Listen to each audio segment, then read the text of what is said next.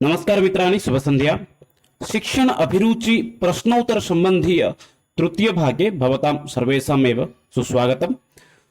अद्य वयं पुनश्च चर्चां कुर्मः शिक्षण अभिरुचि सम्पर्कीय केचन महत्त्वपूर्ण प्रश्नानां सम्पर्के। विगतेषु प्रथमभागे पुनश्च द्वितीयभागे तु वयं चर्चितवन्तः एव शिक्षण अभिरुचि सम्पर्कीय केचन महत्त्वपूर्ण प्रश्नान् 30 प्रश्नान्। यदि तत्सर्वं न दृष्टवन्तः ऐ बटन् मध्ये उपलभ्यते तस्य लिङ्क् गत्वा द्रष्टुम् अर्हन्ति एव। अद्य तृतीय भागे वयं चर्चां कुर्मः पुनश्च शिक्षण अभिरुचि सम्पर्कीय केचन प्रश्नोत्तराणामेव तस्य समाधानं कुर्मः। जानीमः सम्यक् उत्तरं किं भवति। अत्यन्त महत्त्वपूर्ण भागः भवति। यदि पश्यामः चेत् शिक्षाशास्त्री दृष्ट्या एतस्मात् सन्दर्भात् 40 अङ्काः आगच्छति। यदि भवन्तः एतद् भागं सम्यक् रूपेण समापयन्ति समाधयन्ति तर्हि भवतः चयनं सुनिश्चितं भवति एव। अतः सत्रे एव चर्चां कुर्मः एव। ततः पूर्वं यदि भवन्तः संस्कृतेन सम्भाषणं कर्तुम् असमर्थाः सन्ति तर्हि निश्चयेन संस्कृतभारतीद्वारा आयोजितं सम्भाषणवर्गं प्रति आगच्छन्तु। तत्र भवन्तः अवश्यमेव संस्कृतसम्भाषणदक्षाः भविष्यन्ति। बलाङ्गीर् जनपदे भवति। वर्गस्थानं विवरणम् इत्यादिकम् अत्र तु उल्लिखितम् अस्ति। वर्गशुल्कं 700 अस्ति। अधिकं ज्ञातुं भवन्तः एतैः जनैः साकमेव सम्पर्कं कर्तुं शक्नुवन्ति एव। अत्र पश्यन्तु परवर्ती अग्रे पश्यामः। प्रथम प्रश्न अत्र भवति नालन्दा शिक्षण संस्था केषां शिक्षणं केन्द्रम् आसीत्। अत्यन्त सरलः प्रश्नः अस्ति। नालन्दा शिक्षण संस्थां जानीमः। नालन्दा शिक्षण संस्था साम्प्रतिकसमये बिहार प्रदेशे अस्ति। बिहार प्रदेशस्य यदि राजधानी विषये चिन्तयामः तर्हि तस्य राजधानी भवति पाट्ना इति। यद् पूर्वं पाटलिपुत्रम् इति आसीत्।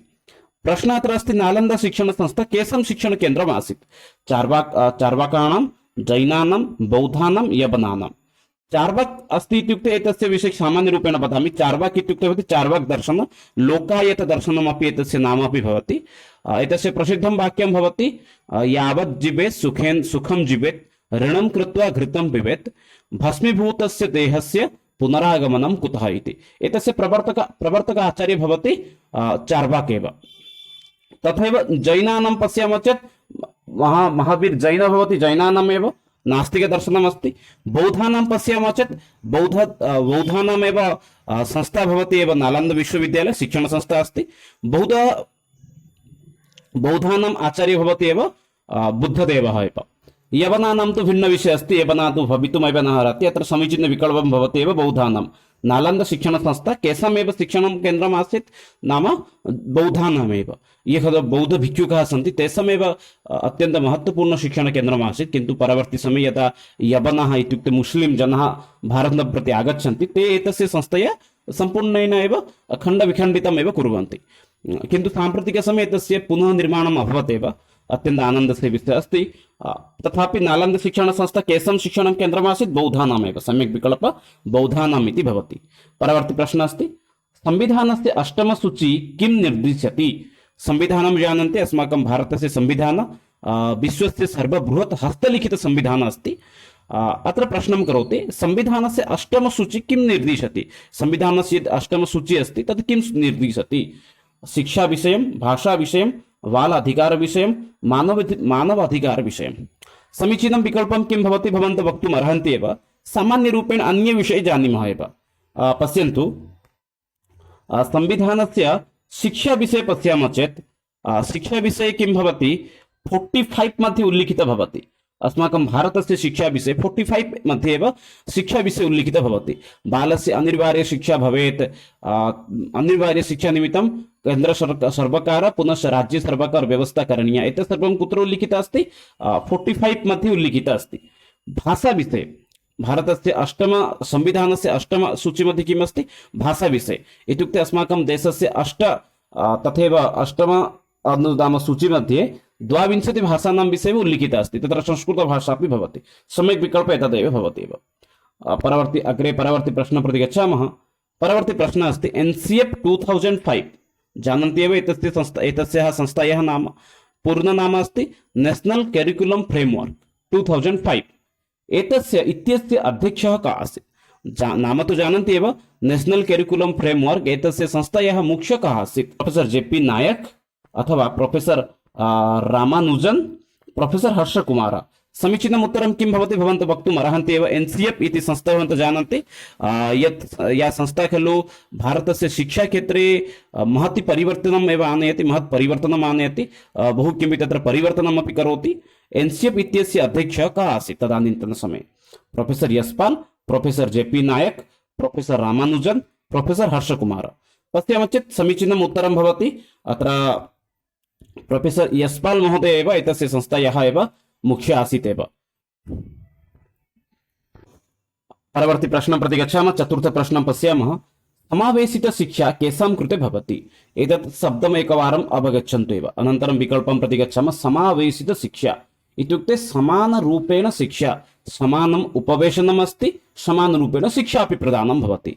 समानरूपेण उपवेशनम् अस्ति यथा इत्युक्ते तत्र सर्वे छात्राः भवन्ति, तत्र कृष्णकाय छात्राः भवन्ति, गौरवर्ण छात्राः भवन्ति, नाम किञ्चित् दिव्याङ्गश्रेणी छात्राः अपि भवन्ति, दलितश्रेणी छात्राः अपि भवन्ति, जनजातिसम्बन्धीय छात्राः अपि भवन्ति। अतः समावेशी इत्युक्ते समानरूपेण उपवेशनं।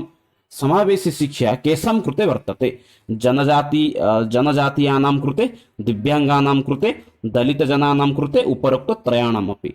पश्यामः चेत् अत्र समीचीनः विकल्पः भवति। समावेशी शिक्षा उपयुक्तत्रयाणां कृते भवति, सर्वेषां कृते भवति। विद्यालयेषु समावेशी शिक्षा एव दृश्यते। विद्यालयेषु सर्वे छात्राः भवन्ति, SC ST OBC कैटेगरी छात्राः भवन्ति, दिव्यांगश्रेणी छात्राः भवन्ति, यथा हेण्डिकेप्ड् छात्राः सन्ति, कस्यचित् हस्ते समस्या अस्ति, कश्चन उपवेष्टुं न शक्नोति, तादृशछात्राः अपि भवन्ति। दलितछात्रः इत्युक्ते जनजाति इत्युक्ते OBC कैटेगरी भवति, यद् उत्कल SC BC इति वदन्ति, अथवा तदेव भवति जनजाति। अन्यथा भारते OBC इति आगच्छति, SC BC अथवा OBC छात्राः सन्ति। दिव्याङ्ग इत्युक्ते PWD हेण्डिकेप्ड् छात्राः भवन्ति। दलित इत्युक्ते SC ST कैटेगरी मध्ये आगच्छन्ति, ते छात्राः भवन्ति। अनन्तरं विकल्पः भवति त्रयाणाम् अपि इति। पश्यामः चेत् समीचीनं विकल्पः भवति। समावेशी शिक्षा मध्ये के भवन्ति? उपयुक्तत्रयं।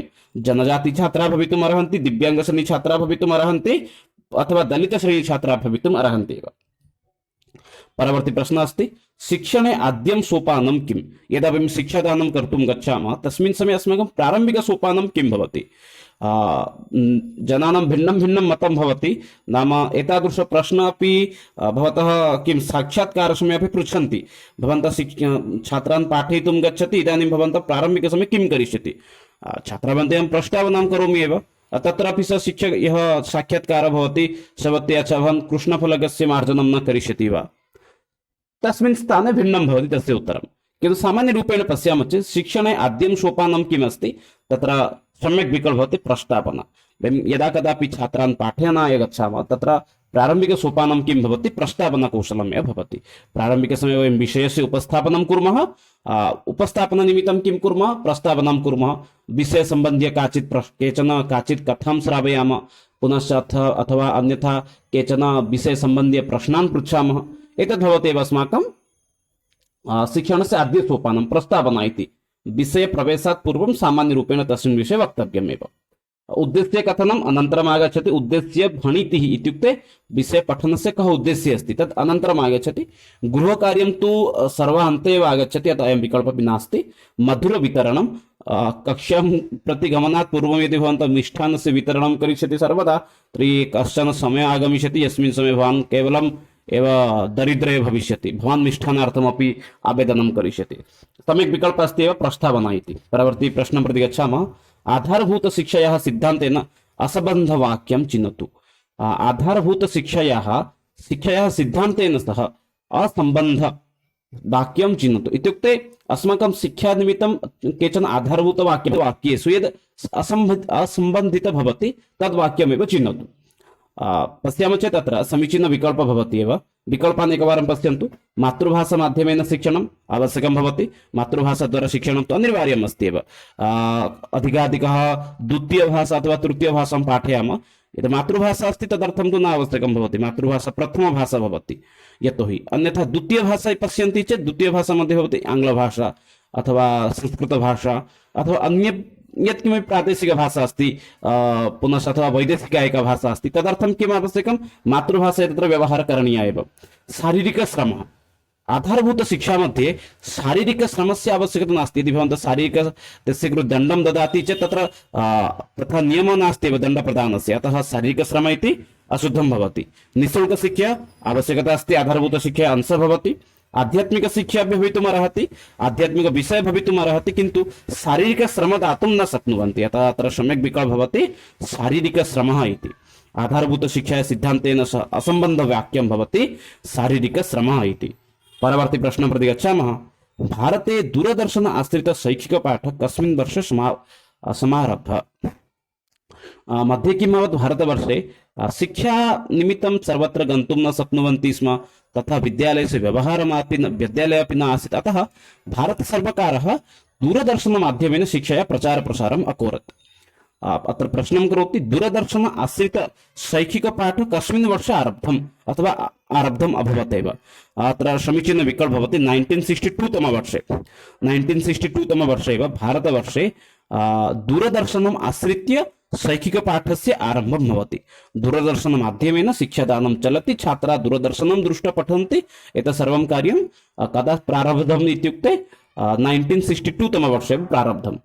परवर्ती प्रश्नं प्रति गच्छामः। कार्यात् कारणं प्रति इति एतत् कस्मिन् शिक्षणविधौ परिपाल्यते? अत्र शिक्षणविधितः एव प्रश्नः अस्ति। विधीनां विषये कदाचित् स्वतन्त्रं कक्षां स्वीकरोमि। विधिः अपि बहु सम्यक् विषयाः सन्ति, किन्तु प्रायतः विधितः प्रश्नाः न आगच्छन्ति, अतः विधितः प्रश्नः न स्थापयामि, विषयमपि न उपस्थापयामि। कार्यात् कारणं प्रति इति एतत् कस्मिन् शिक्षणविधौ परिपालयति? आगमनविधि, निगमनविधि, सूत्रविधि, अनागमनविधि, चत्वारविकल्पाः सन्ति। समीचीनम् उत्तरं किं भवति, भवन्तः वक्तुम् अर्हन्ति एव। कार्यात् कारणं प्रति इति एतत् कस्मिन् शिक्षणविधौ परिपाल्यते? पश्यामः चेत् तत्र समीचीनम् उत्तरं भवति आगमनविधि। आगमनविधिमध्ये किं भवति, प्रारम्भिकसमये कारणं भवति, उदाहरणं भवति, तदुपरान्तं स सूत्रं प्रति गच्छति। तथैव कारणं किम् अस्ति, अत्र सूत्रमस्ति, कार्यं किम् अस्ति, उदाहरणम् अस्ति, उदाहरणतः स कुत्र गच्छति, सूत्रं प्रति गच्छति, अतः सम्यक् उत्तरं भवति अत्र आगमनविधि। निगमनविधिमध्ये किम् अस्ति, तस्य सम्पूर्णं किं भवति, विकल्पं भवति, परिपूरकः भवति एव। आगमनविधेः सम्पूर्ण परिपूरकः भवति एव निगमनविधिः। निगमनविधिमध्ये किम् अस्ति, कारणात् कार्यं प्रति इत्युक्ते प्रारम्भिकसमये सः किं करोति, तत्र सूत्रं पृच्छति, भवान् एतत् यथा इको यणाचि एतत् सूत्रं वदति, अनन्तरं स उदाहरणं प्रति गच्छति। किन्तु कार्यात् कारणं प्रति इत्युक्ते आगमनविधिः भवति। प्रारम्भिकसमये स इको यणाचित एकम् उदाहरणं ददाति, इत्येवम् अथवा अद्यापि, अद्यापि तु न भविष्यति, इत्येवम् एतादृशानि उदाहरणानि प्रारम्भिकसमये स्थापयति, अनन्तरं सः किं करोति, सूत्रं प्रति गच्छति एव। परवर्ती सोपानं प्रति, परवर्ती प्रश्नं प्रति गच्छामः। अनुशासनं प्रभावयति। अनुशासनं कस्मै प्रभावयति? कं प्रभावयति, क्षम्यतां, भौतिकवातावरणम् अथवा पाठ्यक्रमः, दण्डपुरस्कारो, पूर्वोक्तो त्रयम्। अनुशासनं कस्मै प्रभावयति? विगत वीडियो मध्ये अपि उक्तवान्, यदि कुत्रचित् प्रश्नः आगच्छति उपयुक्तत्रयम् इति, तस्मिन् स्थाने भवन्तः निस्सन्देहेन एव तत्र उपयुक्तत्रयम् इति विकल्पं चेतुम् अर्हन्ति। यदि चतुर्थविकल्पे प्रश्नः आगच्छति उपयुक्तत्रयं विकल्पं शुद्धम् इति, तर्हि निस्सन्देहेन भवन्तः तन् विकल्पं चेतुम् अर्हन्ति एव। अतः पश्यामः चेत् अत्रापि तथैव सम्यक् उत्तरं भवति। अनुशासनं कं प्रभावयति? भौतिकवातावरणं प्रभावयति। अनुशासने यदि छात्राः भवन्ति चेत् तत्र यः परिवेशः भवति, सः परिवेशः अपि साधुपरिवेशः भवति। तत्रापि सर्वे जनाः सुखिनः भवन्ति, कुशलिनः भवन्ति। अतः भौतिकवातावरणं प्रभावयति, पाठ्यक्रमम् अपि प्रभावयति। अनुशासनयुक्तछात्राः सम्यक् विषयं पठन्ति, सम्यक् समये अपि पाठ्यक्रमः समाप्तः भवति। अतः अनुशासनं पाठ्यक्रमम् अपि प्रभावयति, भौतिकवातावरणम् अपि प्रभावयति, दण्डपुरस्कारो अपि प्रभावयति। यदि छात्रः अनुशासनयुक्तः भवति, तस्य कृते दण्डः अपि न दातव्यं भवति, पुरस्कारस्यपि प्रदानस्यपि आवश्यकता न भवति। पुरस्कारः उत्तमकार्यं करोति, अतः पुरस्कारं प्रदातुम् अर्हति एव। अत्र सम्यक् विकल्पः भवति पूर्वोक्तत्रयम् इति। अन्तिमविकल्पः पूर्वोक्तत्रयम् इति एव सम्यक् विकल्पः भवति। योग्यशिक्षकस्य गुणविशेषः कः? एकस्य योग्यशिक्षकस्य कः गुणः भवेत्? अध्यापकानां क्षमता, प्रभाव उत्पादकं व्यक्तित्वं, सदाचारः, त्रयोऽपि। विगतप्रश्नेपि उक्तवान् तथैव उपयुक्तत्रयम् इति विकल्पः आगच्छति चेत् तत्र निस्सन्देहेन एव उपयुक्तत्रयम् इति विकल्पं चयनं कुर्वन्तु। एकः योग्यशिक्षकस्य समये किं भवेत्, कीदृशव्यवहारः भवेत्, सः समयानुवर्तितः भवेत्, उत्तमचरित्रवान् भवेत्, सः विद्वान् भवेत्, पुनश्च अध्यापनक्षमता अपि छात्रान् पाठयितुमपि सः योग्य भवेत्। केवलं चरित्रवान् अस्ति, समयानुवर्तितः अस्ति, विद्वान् भवति चेदपि न, तत्र अध्यापनक्षमता अपि छात्रान् पाठयितुमपि सः सक्षमः भवेत् एव। प्रभाव उत्पादक व्यक्तित्वमपि भवेत्, नाम शिक्षकं यदा छात्राः पश्यन्ति तस्मिन् समये ते किं भवितुम् अर्हन्ति, तस्य प्रभावः अपि तथा भवेत्। कक्षां प्रति यदा सः शिक्षकः गच्छेत् तदा छात्रः स्वयमेव किं शिक्षकं दृष्ट्वा एव उत्साहितः भवेत् एव। अतः प्रभाव उत्पादकं व्यक्तित्वमपि भवेत् एव। तथैव सदाचारः, सदाचारी अपि भवेत् एव। अतः सम्यक् विकल्पं पश्यामः चेत् अत्र समुचितविकल्पः भवति उपयुक्तत्रयम्। योग्यशिक्षकस्य सविधे के गुणाः भवेत्, नाम सः अध्यापनक्षमता भवेत्, तस्य सविधे प्रभाव उत्पादक व्यक्तित्वं भवेत्, सदाचारः भवेत्। अतः एते सर्वे गुणाः भवेत् एव। परवर्ती प्रश्नं प्रति गच्छामः। सामाजिक नियमैः विचलितः बालः लोकेन किम् उच्यते? यः बालः सामाजिक नियमान् न परिपालयति सः बालकः किम् उच्यते? बाल अपराधी इति उच्यते, किमपि न उच्यते, प्रतिभाशाली इति उच्यते, सामान्येन कथ्यते। यः बालकः किं करोति, समाजस्य नियमानाम् उल्लङ्घनं करोति, विद्यालये यत् करणीयमस्ति तद् न करोति, गृहस्य नियमानां गृहनियमानां स न अनुपालयति, विद्यालयस्य नियमानां स न अनुपालयति, तादृशछात्रः यः सामाजिकनियमानां परिपालनं न करोति तादृशछात्रः किम् उच्यते? पश्यामः चेत् अत्र समीचीनविकल्पः भवति एव, बाल अपराधी इति उच्यते। यः समाजस्य नियमानां परिपालनं न करोति तं वयं किं वदामः, समाजस्य यदि हानिं समाजाय अपि सः हानिकारककार्यं करोति तादृशेषु बालकेषु वयं बाल अपराधी इति वदामः एव। परवर्ती प्रश्नं प्रति गच्छामः। 11 प्रश्नः अस्ति, 12 प्रश्नं प्रति गच्छामः। प्रश्नः अस्ति प्रवेशपरीक्षा इत्युक्ते एन्ट्रान्स् टेस्ट् एका का अस्ति? या प्रवेशपरीक्षा अस्माकं प्रचलति समाजेषु वयं पश्यामः। प्रवेशपरीक्षा भवति शिक्षाशास्त्री प्रवेशार्थं प्रवेशपरीक्षा, केन्द्रीय संस्कृत विश्वविद्यालयेषु पठनार्थं प्रवेशपरीक्षा, पुनश्च नियुक्तिनिमित्तम् अपि प्रवेशपरीक्षा भवति। प्रवेशपरीक्षा एका का अस्ति? विषमप्रणाली, व्याकरणप्रणाली, मनोरप्रणाली, मापनप्रणाली। समीचीनम् उत्तरम् अत्र किं भवति भवन्तः वक्तुम् अर्हन्ति एव। पश्यामः चेत् अत्र समीचीनम् उत्तरं भवति मापनप्रणाली। एक एन्ट्रान्स् परीक्षा भवति अथवा प्रवेशपरीक्षा भवति मापनप्रणाली। छात्रस्य ज्ञानस्य मापनं भवति, मूल्याङ्कनं भवति। विषमप्रणाली किं भवति? कक्षायां किं करणीयमस्ति, प्रत्येकप्रणालीविषये सामान्यरूपेण बोधयामि। विषमप्रणाली मध्ये किं भवति? कक्षायां 100 छात्राः सन्ति, इदानीं कक्षां भागद्वयं करणीयमस्ति। इदानीं छात्रान् एकस्मिन् पङ्क्तिमध्ये स्थापयन्ति, एकमेकं छात्रं मध्ये एकं वदति, अनन्तरं द्वयम् इति वदति। एवं प्रकारेण अनन्तरं 100 पर्यन्तं संख्या गच्छति। अनन्तरं शिक्षकः वदति, इदानीं येषा युग्मसङ्ख्या छात्राः सन्ति ते भिन्नपङ्क्तिमध्ये भवन्तु। इदानीं छात्रः भिन्नपङ्क्तिमध्ये अभवत् एव, एकस्मिन् स्थाने केवलं युग्मसङ्ख्यकछात्राः, येषां क्रमाङ्कः अस्ति 2, 4, 6, 8, 10, अन्यस्मिन् पङ्क्तिमध्ये 1, 3। इदानीं किम् अभवत्? समविषम प्रणाली अभवत् एव एतादृश स्थानेषु। व्याकरणप्रणाली, व्याकरणपाठनया प्रणाली प्रचलति, अतः सम्यक् विकल्पत्र भवति मापनप्रणाली इति।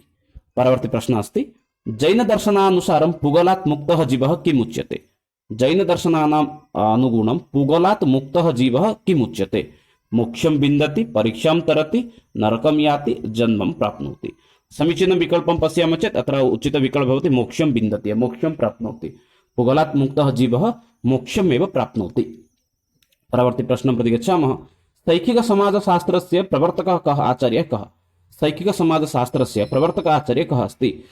TDV बोटमोर्, जॉर्ज पेन्ने, DT अथवा दुःखम्। एवं प्रकारेण 4 विकल्पाः सन्ति। TB बोटमोर्, जॉर्ज पेन्, DB दुःखम्।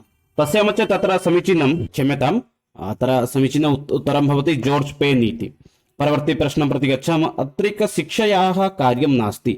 एतेषु 4 विकल्पेषु किमेकं शिक्षया कार्यं नास्ति?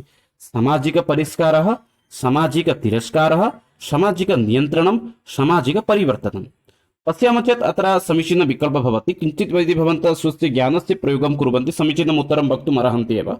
समीचीन उत्तरम् अत्र भवति शिक्षायाः कार्यं नास्ति इत्युक्ते शिक्षाक्षेत्रे एतस्य प्रयोगः नास्ति तद् भवति सामाजिकतिरस्कारः समाजात् शिक्षा कदापि न भवति एकं जनं समाजात् तिरस्कारं करोति इति सर्वे जनाः सामाजिकाः सन्ति अतः एतस्य विरोधं कदापि कस्यापि न करणीयमेव अतः सम्यक् विकल्पः भवति अत्र एक शिक्षायाः कार्यं किं नास्ति सामाजिकतिरस्कारः एव शिक्षायाः कार्यं न भवति परवर्ती प्रश्नं प्रति गच्छामः भवतः पारिपार्थिकैः सह भवतः व्यवहारः कीदृशः भवेत् इत्युक्ते भवान् एकः शिक्षकः भवतः व्यवहारः भवतः पारिपार्श्विके इत्युक्ते पारिपार्श्विके ये जनाः सन्ति तैः साकं कीदृशः भवेत् अतीव मधुरः उत्तमनागरिकवत् सामान्यम् असामान्यं पश्यामः चेत् अत्र समीचीनम् उत्तरं भवति भवतः पारिपार्श्विकजनैः साकं भवतः परिचय व्यवहारः सर्वदा उत्तमनागरिकवत् भवेत् एव सर्वदा एव एकस्य शिक्षकस्य उत्तरदायित्वं भवेत् यदि सर्वदा तस्य व्यवहारः तस्य सामाजिकजनैः साकं पारिपार्श्विकजनैः साकम् उत्तमनागरिकवत् भवेत् एव परवर्ती प्रश्नं प्रति गच्छामः एकः छात्रः भवतः कक्षायाम् एव यदि कोलाहलं जनयति तर्हि भवान् किं करोति कश्चन छात्रः अस्ति सः सर्वदा कक्षासु किं करोति कोलाहलं जनयति तस्मिन् समये भवान् किं करोति तं वारयामि योगासनं कारयामि सम्यक् सज्जीकृत्य पाठयामि चाकलेहं ददामि पश्यामः चेत् अत्र समीचीनं विकल्पं भवति यदि कक्षासु यदि कश्चन छात्रः मम वचनं न शृणोति तस्य उत्तरदायी अहं स्वयं भवामि तदर्थम् उत्तरदायी कः भवति अहं स्वयं भवामि अतः किं भवितुं तत्र अर्हति अहं सम्यक् सज्जीकृत्य पाठयामि अतः सः छात्रः कथं मम वचनं श्रोष्यति तदर्थम् अहं सम्यक् सज्जीकृत्य एव पाठयिष्यामि अतः सम्यक् विकल्पः भवति एव सम्यक् सज्जीकृत्य पाठयामि अनन्तरं तस्मै वारयामि तथापि यदि स मम वचनं न शृणोति अनन्तरं नाम समाह्य तं बोधयिष्यामि परवर्ती प्रश्नं प्रति गच्छामः परवर्ती प्रश्नः भवति कक्षायां पठितपाठ्यांशं यदि कश्चन छात्रः न अवगच्छति तर्हि भवान् किं करोति अग्रिमं पाठं सन्दर्भं पाठयामि गृहकार्यं दास्यामि पाठ्यांशं पुनः स्पष्टीकरोमि अथवा ततो निर्गच्छामि प्रश्न एवम् अस्ति किञ्चित् भवान् वयम् अस्माकमपि चिन्तनीयम् अस्माकं समये यदा वयं छात्राः आसन् तस्मिन् समये यदि वयं कञ्चित् प्रश्नं पृच्छामः शिक्षकः किं करोति स्म तस्य कं गुणः एव अस्माकं किञ्चित् उत्तमरूपेण व्यवहरति स्म पश्यामः चेत् अत्र किं भवति यदि कक्षायां वयं पाठयामः यदि कश्चन छात्रः अस्माकं विषयम् अवगन्तुं न अर्हति तस्मिन् समये अस्माकं किं दायित्वं भवेत् पाठ्यांशं पुनः स्पष्टीकरणम् अस्माकं करणीयं यद् वयं पाठितवन्तः तं किञ्चित् पुनः वयं स्पष्टतां कुर्मः चेत् सः छात्रः आनन्दितः भवति तस्य अपि संशयस्य निवारणं भवति सः विषयं न अवगतवान् अहम् अग्रे गच्छामि एतद् न करणीयमेव तथैव गृहकार्यं सः न अवगतवान् अतः अहं गृहकार्यं दास्यामि एतदपि न करणीयं तथैव ततो निर्गच्छामि सः न उक्तवान् अतः अहं बहिर्गच्छामि एतदपि न करणीयम् अतः समीचीनविकल्पः भवति पाठ्यांशं पुनः स्पष्टीकरोमि एव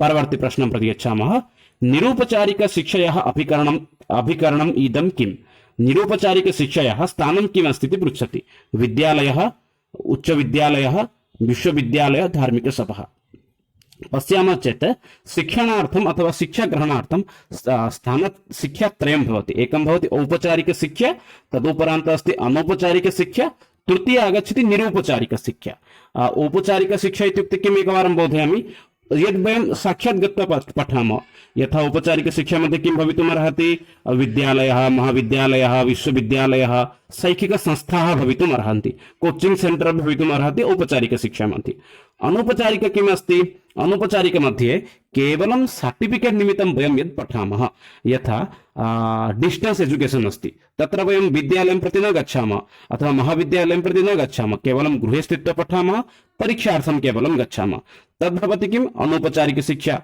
परीक्षायाः अनन्तरं प्रमाणपत्रम् आगच्छति एतत् सर्वं भवति अनौपचारिकशिक्षा तृतीय अस्ति निरुपचारिकशिक्षा इति निरुपचारिकशिक्षा मध्ये किं भवति कुत्रचित् भवन्तः लैब्ररी प्रति गत्वा पठन्ति न तत्र औपचारिकरूपेण तत्र नियमः अपि नास्ति अत्र आगमनीयम् एतावत् समये अथवा एतत् करणीयं तथा नियमः नास्ति पुनश्च धार्मिकसभा भवितुमर्हति अथवा संगोष्ठी भवितुमर्हति वाग्वर्धिनी भवितुमर्हति संगोष्ठी इत्युक्ते कविसम्मेलनम् इति वक्तुं शक्नुमः अथवा किमपि सभा इत्यादिकं भवितुम् अर्हति, चर्चासत्रं भवितुम् अर्हति, एतत् सर्वं भवति निरुपचारिकशिक्षा। तत्र तथा नियमः नास्ति, आयुनिर्धारणमपि न भवति, अतः सम्यक् विकल्पः भवति निरुपचारिकशिक्षायाः अभिकरणं केन्द्रं भवति, अभिकरणम् इदं भवति धार्मिकसभा इति। निरुपचारिकशिक्षा अभिकरणम् इदं किं भवति? धार्मिकसभा। परवर्ती प्रश्नं प्रति गच्छामः। अपि एक शिक्षण विधि मानसिक रूपेण दुर्बल बालकानां कृते शिक्षणाय सर्वोत्तम इति गण्यते। सूत्रविधि, परियोजना विधि, प्रदर्शन विधि, व्याख्या विधि। एतेषु चतुर्षु विधिषु का विधि मानसिक रूपेण दुर्बलानां छात्राणां कृते सर्वोत्तम इति विधि इति परिगण्यते?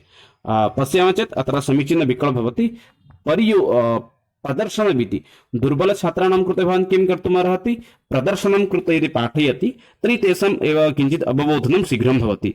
किं भवति, यदा वयं पाठयामः तस्मिन् समये किं भवति, उपकरणत्रयं भवति, उपकरणानां भवति। यदा दृश्य उपकरणम् एकं भवति, अन्य एकं भवति श्रव्य उपकरणं, तदुपरान्त अस्ति एव दृश्य श्रव्य उपकरणं। छात्राः श्रव्य अपेक्षया दृश्य उपकरणेन अधिकाः प्रभाविताः भवन्ति। विषयम् अधिककालपर्यन्तं ते मनसि स्थापयितुम् अर्हन्ति। अतः सम्यक् विकल्पः किं भवति? प्रदर्शनविधि। प्रदर्शनं कृत्वा पाठयामः चेत् दुर्बलछात्राः अपि विषयम् अवगन्तुम् अर्हन्ति। परवर्ती प्रश्नं प्रति गच्छामः। वैदिककाले शिक्षाग्रहणाय वयः क्रमः कः आसीत्? वैदिकयुगे विद्याग्रहणस्य वयः कः आसीत्? एकवर्षतः 25, 75, 25तः 50 अथवा 75तः 100। सर्वे जानन्ति, सरलः उत्तरं भवति एतस्य प्रथम विकल्पः, प्रथमतः 25 इति। परवर्ती प्रश्नं प्रति गच्छामः। कस्मात् संस्कारात् परं बटुः शिक्षां गृह्णाति स्म? इत्युक्ते सामान्यरूपेण उत्तरम् एतस्य प्रश्नस्य उत्तरं भवति कस्मात् संस्कारात् कदा आरभ्य छात्रः अथवा बालः विद्याग्रहणं करोति? गर्भधानं, एकवारं पुनश्च वदामि, गर्भधानसंस्कारात्, पुंसवनसंस्कारात्, अन्नप्राशनसंस्कारात् अथवा उपनयनसंस्कारात् परं।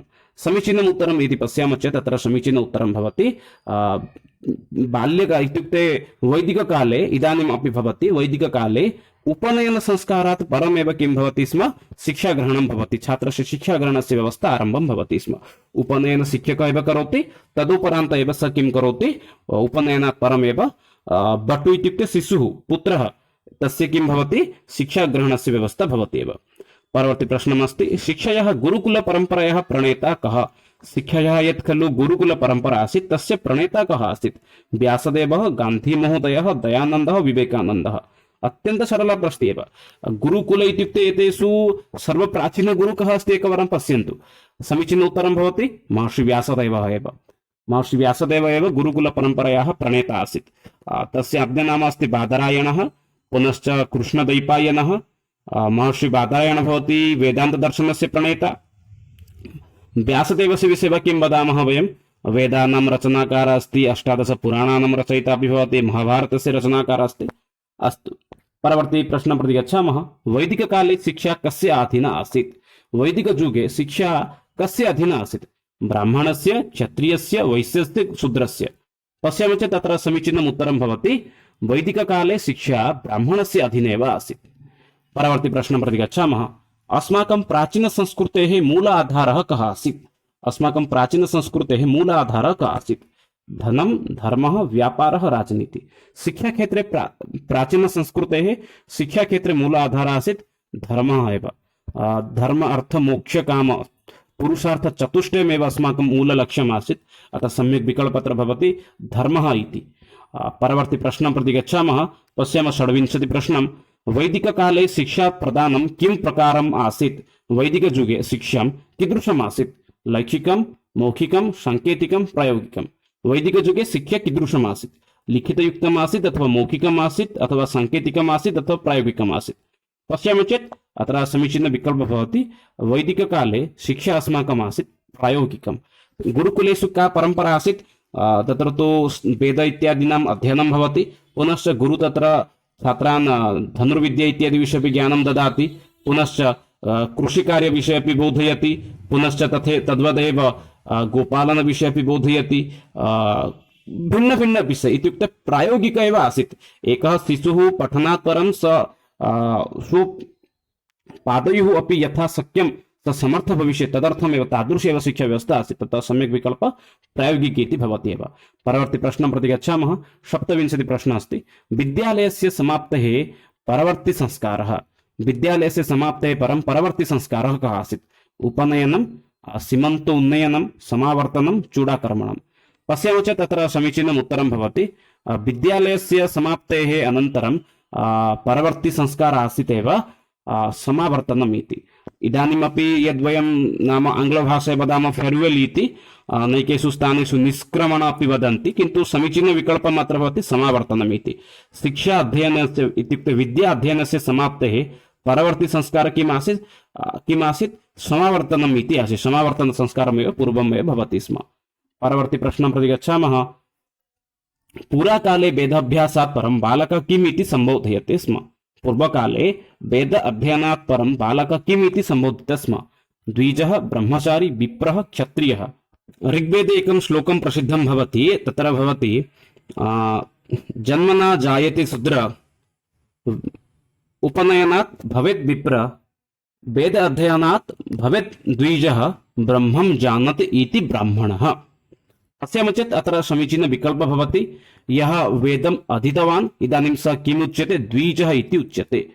पुनरेकवारं पुनश्च वदामि जन्मना जायते शूद्रः, उपनयनात् भवेत् विप्रः, क्षम्यतां पुनश्च एकवारं श्लोकं वदामि जन्मना जायते शूद्रः, उपनयनात् भवेत् द्विजः, वेद अध्ययनात् भवेत् विप्र, ब्रह्मं जानति इति ब्राह्मणः। अत्र सम्यक् विकल्पः भवति विप्रः इति। उपनयनात् सह द्विज इति भवति, तस्य द्वितीयजन्म प्राप्तिः भवति उपनयनकर्मात् परं, किन्तु वेद अध्ययनात् परं स विप्र इति भवति एव। 29 प्रश्नं पश्यामः। सहना भवतु सहनौ भुनक्तु सह वीर्यं करवावहे तेजस्विनवदितमस्तु मा विद्युषावहे इति इयम् उक्ति कुत्र उपलभ्यते? एक उक्ति अस्ति, किमस्ति? सहना भवतु सहना भुनक्तु सह वीर्यं करवावहे तेजस्विनवदितमस्तु मा विद्युषावहे। एतद् उक्ति कुत्र उपलभ्यते इति अत्र प्रश्नं करोति एव। केन उपनिषदात्? ईशोपनिषदात्, कठोपनिषदात् अथवा बृहद् आरण्यक उपनिषदात् अस्ति इति पृच्छति एव। उपनिषदानां सम्पर्के इत्युक्ते उपनिषदानां प्रसिद्धवाक्यानां सम्पर्के अस्माकम् एतावत् पर्यन्तं चर्चा न जाता एव। एतस्मिन् विषये वयं पुनश्च स्वतन्त्रं वीडियोम् अपि निर्माणं कुर्मः उपनिषत् सम्पर्के। सम्यक् विकल्पः अत्र भवति कठोपनिषद् एव। परवर्ती प्रश्नं प्रति गच्छामः। प्राचीनकाले विद्यालयः खलु इमे? एतेषु कुत्र प्राचीनकाले विद्यालयः आसीत्? ऋषीणाम् आश्रमाः, वृक्षाः, राजगृहाणि, अत्युत्तमभवनानि। पश्यामः चेत् समीचीनम् उत्तरम् अत्र भवति ऋषीणाम् आश्रमः। ऋषीणां यत् आश्रमम् आसीत् तदेव प्राचीनकाले विद्यालयः इति उच्यते स्म।